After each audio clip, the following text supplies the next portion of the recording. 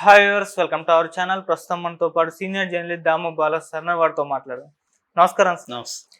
Sir, ఎవరో ఒక మహిళ పవన్ కళ్యాణ్ గారి ఇంటి ముందర ఆత్మహత్య యత్నం చేస్తున్న వీడియోలు, ఫొటోస్ వైరల్ అవ్వడం చూస్తున్నాం సార్. అసలు ఏం జరిగింది? ఎవరు ఆ మహిళ? ఎందుకు ఈ విధంగా ప్రయత్నించింది సార్? అంటే ఆ మహిళ పేరు ఎవరు చెప్పట్లేదు. బట్ ఒక మహిళ రాజమండ్రి ఆమె పవన్ కళ్యాణ్ క్యాంప్ ఆఫీస్ ముందు అక్కడ మంగళగిరిలో క్యాంప్ ఆఫీస్ ముందు ఆత్మహత్య చేసుకోవడానికి ప్రయత్నిస్తే పోలీసులు ఆమెను రక్షించి పోలీస్ స్టేషన్కి తీసుకెళ్లారు.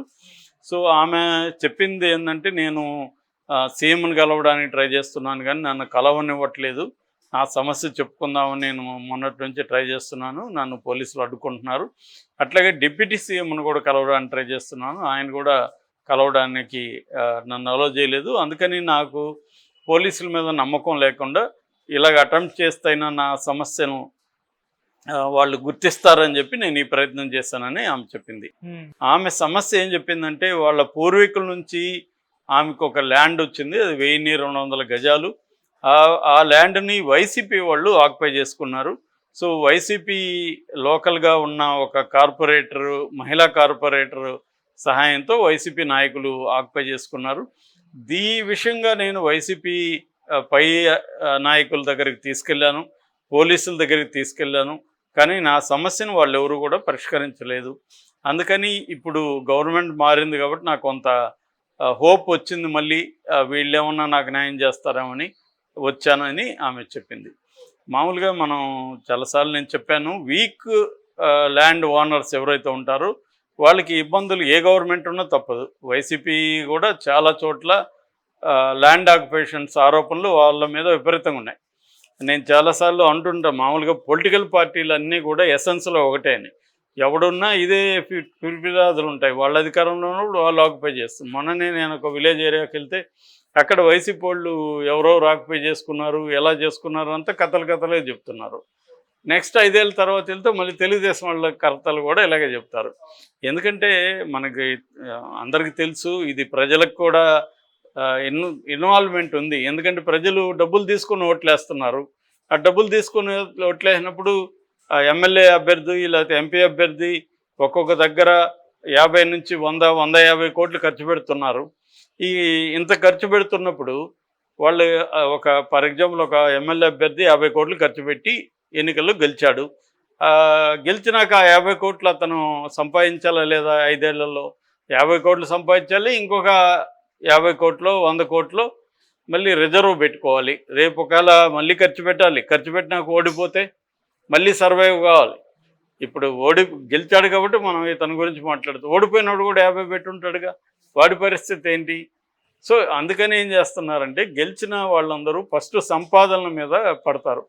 నేను మొన్న కూడా ఒక దాంట్లో చెప్పాను, ఒక అనంతపురం జిల్లాలో ఒక ఎమ్మెల్యే ప్రమాణ స్వీకారం చేయకముందే అక్కడున్న విండ్ అండ్ ముఖ్యంగా విండ్ కంపెనీస్ ఉన్నాయి, ఆ జిల్లా విండ్కి ఫేమస్. సో విండ్ వాళ్ళకి అందరికీ ఫోన్లు వచ్చాయంట, ఇట్లా మా బావని కలవండి, మా బావ రమ్మంటున్నాడు మిమ్మల్ని అని. అంటే ఈయన ఇంకా ఎమ్మెల్యేగా ప్రమాణ స్వీకారం చేయలేదు. ఆయన ఏంటంటే విపరీతంగా డబ్బులు ఖర్చు పెట్టాడని కూడా చాలా వార్తలు వచ్చాయి అప్పుడు. సో 100 కోట్లు పెట్టాడు అని చెప్తున్నారు. సో ఈ 100 కోట్లు సంపాదించాలంటే ముందు ఆ నియోజకవర్గంలో ఉండే పెద్ద పెద్ద బిజినెస్ వాళ్ళకి అందరికి కాల్స్ వెళ్తాయి, వచ్చి దర్శించుకోండి అని. కాంట్రాక్టులు వీళ్ళందరూ ఇంజనీర్లను వాళ్ళని అడిగితే కాంట్రాక్టులు మొదలు పెడదామంటే భూమి పూజకు ముందే ఎమ్మెల్యేని కలిసి రండి అని వాళ్ళే సలహాలు ఇస్తారు. అంటే మీరు ఎమ్మెల్యేలు కలవకపోతే దీన్ని ఓపెన్ చేయొద్దని చెప్తారు. సో వీళ్ళందరూ వెళ్ళి ఎమ్మెల్యేకి కప్పం కట్టాలి. మొత్తం నీకు అలాట్ అయిన కాంట్రాక్ట్ ఎంత, ఏంది, దాని వాల్యూ ఏంది, ఇవన్నీ చూసుకొని నీకు ఒక పర్సంటేజ్ విధిస్తారు. 10%, 15% మొత్తం వాల్యూలో నువ్వు కట్టాలి. సో కట్టకపోతే నీకు అడుగడుగున నీకు ఇబ్బందులు క్రియేట్ చేస్తారు. ఇప్పుడు అక్కడ తిరుపతిలో గరుడ వారధి ఉంది. ఆ వారధిలో అక్కడున్న తిరుపతి దగ్గర ఉన్న ఒక ఎమ్మెల్యే 50 కోట్లు తీసుకున్నాడని నాకు అక్కడ కొంతమంది విలేకరులు చెప్పారు గతంలో. ఇలాగా ఏంటంటే ఇదన్నీ కామన్, ఏ గవర్నమెంట్ ఉన్నా ఇది జరుగుతుంది. రెండవ అంశం ఏంటంటే, ల్యాండ్ గ్రాబింగ్స్ అనేవి వెరీ వెరీ కామన్. ఎందుకంటే వీక్ ఓనర్స్ ఉన్న ల్యాండ్స్ని ఆక్యుపై చేసుకోవడం చాలా ఈజీ. వాళ్ళు పోలీసులకు పోయి చెప్తారు, పోలీసులు ఇది సివిల్ కేసు అమ్మా మేమేం చేయలేమని చేతులు ఎత్తేస్తారు. వాళ్ళకి అవసరమైతే సివిల్ కేసు లేదు, ఏ కేసు వాళ్ళు చేస్తారు పంచాయతీలు. వాళ్ళకి ఇబ్బంది అనుకో రూల్స్ మారుతాడు. అమ్మ ఇది సివిల్ కేసు కదా, ఆయన ఏమీ మీ మీద దాడి చేయలేదు, మీరు ఆక్యుపై చేసుకున్నారు అంటున్నారు, మీరు కోర్టుకు వెళ్ళండి అని చెప్తారు. కోర్టుకు వెళ్తే అది సంవత్సరాల తరబడి కోర్టులో ఏం జరగవు. సో అందుకని ఇలాంటి వాళ్ళు ఇబ్బందులు పడుతుంటారు. సో ఖచ్చితంగా ఈమెది జెన్యూన్ ప్రాబ్లం.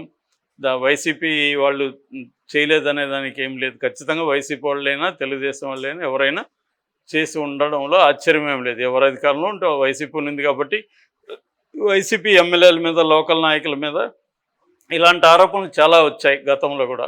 కాబట్టి ఆక్యుపై చేస్తుంటారు. మరి దీన్ని ఇప్పుడు పవన్ కళ్యాణ్ ఎలా పరిష్కరిస్తాడు? ఎందుకు పవన్ కళ్యాణ్ దగ్గర కంటే పవన్ కళ్యాణ్ మీద కొంత హోప్ జనాలకి ఉంది. ఆల్రెడీ చంద్రబాబు పరిపాలన, ఇటు జగన్ పరిపాలన చూశారు. వాళ్ళ మీద కంటే కూడా పవన్ కళ్యాణ్ ఎందుకంటే తను ఒక ఆదర్శవంతమైన నాయకుల్లాగా కనిపించాడు జనాలకి.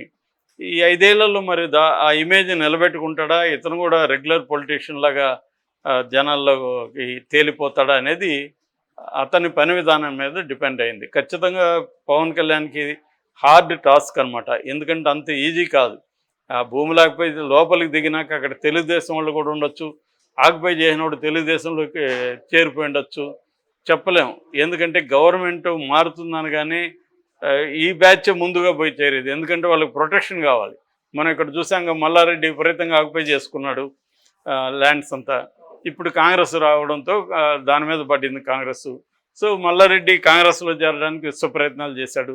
కానీ రేవంత్ రెడ్డి పర్సనల్గా మల్లారెడ్డి మీద ఒక గ్రడ్జ్ ఉంది కాబట్టి చేర్చుకోవట్లేదు. అదర్వైజ్ చాలామందిని చేర్చుకున్నారు కదా కాంగ్రెస్ వాళ్ళు కూడా.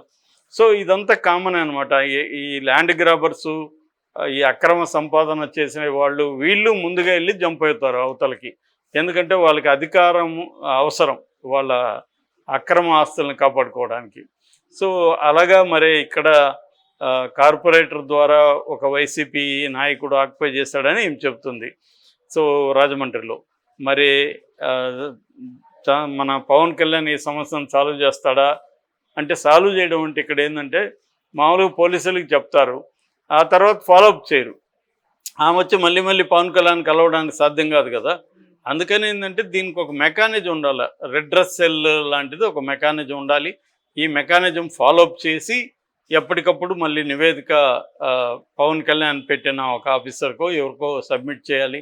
ఇటువంటి ఒక మెకానిజం లేకపోతే, అంటే రిసీవ్ చేసుకోవడం, దాన్ని పరిశీలించి దాని సంబంధిత శాఖకు పంపించడం, ఫాలోఅప్ చేయడం, ఇవన్నీ ఉండాలి. రెండోది వాళ్ళు మళ్ళీ ఎప్పుడైనా జరగలేదని తెలియజేయాలంటే దానికి కూడా ఒక మెకానిజం ఉండాలి. లేకపోతే ఇప్పుడు వీళ్ళు చెప్తారు అక్కడ జరుగుతుంది, మళ్ళీ అక్కడ ఆమెకి జరగదు, హ్యాండ్ ఓవర్ కాదు, మళ్ళీ ఆమె ఎవరికి చెప్పుకోవాలి.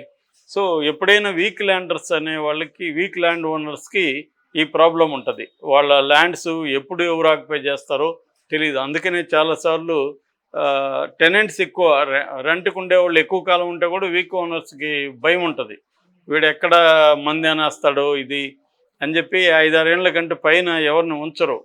అన్లెస్ వాళ్ళ మధ్య ఏమన్నా ర్యాపో వచ్చి అంత అయితే తప్ప మామూలుగా ఉంచరు. ఎందుకంటే ఇదే టెన్షన్ అనమాట. ఎందుకంటే వాళ్ళ ల్యాండ్, ఆ ఇంటి ఓనర్ లోటుపాట్లన్నీ వాళ్ళకి తెలుస్తాయి, వీడి బలాలేంటి, బలహీనతలేంటి అన్నీ. సో వీళ్ళు ఆక్యుపై చేసుకుంటారు, రౌడీలను పెడతారు, ఏం చేస్తారు, కోర్టుకు పోమంటారు. కోర్టులో ఆల్రెడీ చెప్పాను చాలాసార్లు, 5 కోట్ల కేసులు పెండింగ్లో ఉన్నాయి ఇండియాలో.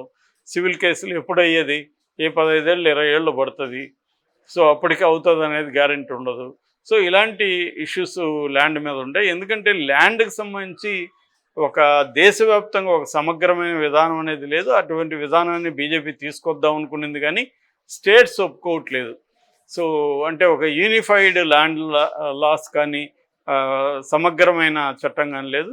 అక్కడ జగన్ ఇంతకుముందు ల్యాండ్ టైటిలింగ్ యాక్ట్ అనేది, అది కూడా దేశవ్యాప్తంగా పెట్టాలని మోడీని ప్రపోజ్ చేశాడు. అది జగన్ చేసిన దానికే వన్ ఆఫ్ ద రీజన్స్ ఓడిపోవడానికి జగన్. దాన్ని వీళ్ళు భయపెట్టి జగన్ ఫోటో పెట్టుకోవడం ఇవన్నీ చూసి అదొకటి ఇప్పుడు ల్యాండ్ టైటిలింగ్ యాక్ట్ని రద్దు చేస్తుంది. సో ఇది ల్యాండ్కి సంబంధించి ఇంత గందరగోళం ఉంది కాబట్టి ఆక్యుపేషన్స్ అనేవి వెరీ కామన్. మరి పవన్ కళ్యాణ్ దీన్ని ఎలా పరిష్కరిస్తాడనేది చూడాలి మనం. Thank you so much.